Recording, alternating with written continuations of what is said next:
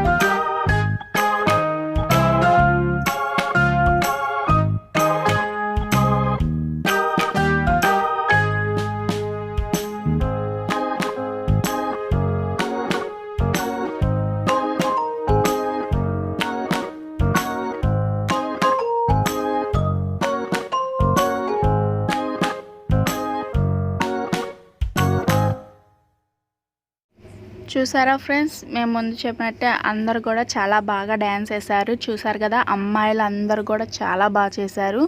So మీరు video అయితే బాగా ఎంజాయ్ చేశారు అనుకుంటున్నా. మీరు ఎవరైనా గెస్ట్ చేసి ఉంటారా వాళ్ళు వేసిన సాంగ్స్ ఏంటన్నవి అయితే ఖచ్చితంగా అయితే కామెంట్ చేయండి ఫ్రెండ్స్. నాకు తెలుసు చాలామంది గెస్ట్ చేసి ఉంటారు, ఎందుకంటే పల్లెటూరులో ఉన్న వాళ్ళందరికీ వాళ్ళ ఊర్లో జరిగే తిరునాళ్ళలో ఇలాంటివి ఖచ్చితంగా జరిగే ఉంటాయి. నాకు తెలుసు కొంతవరకు ఏంటంటే ఇవి కొంచెం సాంగ్ ఇలాంటి డ్యాన్సెస్ అనేవి చాలా ఇప్పుడు అరుదుగా జరుగుతున్నాయని నేను అనుకుంటున్నాను. మీరేమనుకుంటున్నారో నాకైతే కామెంట్లో చేయండి, ఎందుకంటే మనం అలాగే మాట్లాడుకోగలం కాబట్టి. సో మీరు చూస్తున్నారు కదా, అమ్మాయిలు కూడా చాలా బాగా వేస్తున్నారు. మేమైతే చాలా మా అమ్మ వాళ్ళందరూ కూర్చున్నారు, నేనైతే వీడియో తీస్తూ చూశాను. చాలా బాగుంది, ప్రతి ఒక్కరు బాగా వేసారండి. వీళ్ళ అక్కడ వెనకాల బ్యాక్గ్రౌండ్లో ఉంది కదా, వాళ్ళది నెంబర్ అనమాట. మీరు కూడా ఎప్పుడైనా ఇలాంటివి మీ ఫంక్షన్లో కానీ లేదంటే ఇలాంటి తిరణాల్లో వేయించాలనుకుంటే వాళ్ళకి కాల్ చేస్తే వాళ్ళకు కూడా కొంచెం సపోర్ట్ చేసినట్టు ఉంటుంది. సో చాలా లేట్ అయిపోయింది ఫ్రెండ్స్, మాకైతే అసలు చాలా లేట్ అనమాట. చాలా సింపుల్గా ఉన్నా కూడా చాలా బాగుంది. నేను ఎప్పుడు వెళ్ళలేదు. సో మామూలుగా అయితే నేను పెనగంచి పూలు అయితే ఒక 3-4 టైంలో అయితే వెళ్ళాను. మీకు ఎవరికన్నా పెనగంచి పూలు తెలియకపోతే నాకు కామెంట్ చేయండి. చాలామందికి తెలుసా అనుకుంటున్నా. తెలియని వాళ్ళు ఎవరైనా వేరే వాళ్ళు కొత్త వాళ్ళు ఎవరైనా చూస్తే ఖచ్చితంగా చెప్పండి. సో ఇది మా అమ్మమ్మ వాళ్ళ ఇంటికి జాతర అయితే కంప్లీట్గా అయితే అయిపోలేదండి. సో మాకు చాలా లేట్ అయిపోయింది, అందుకనే ఇంకా నేను హైవే చూపించేసాను అనమాట. మా అమ్మమ్మ వాళ్ళ ఇల్లు ఇవన్నీ ఏం చూపించలేదు, ఎందుకంటే మాకు అక్కడికే నైట్ 2 అయిపోయిందండి. ఇంకా బాగా పిల్లలు కూడా నిద్రపోయారు. సో అందుకనే ఇంకా నేను వీడియోకి కూడా బాయ్ చెప్పేసి మా తిరణాలు కూడా ముగించుకొని మేమైతే ఇంటికి ప్రయాణం చేసేసాము. Thank you so much friends video watching.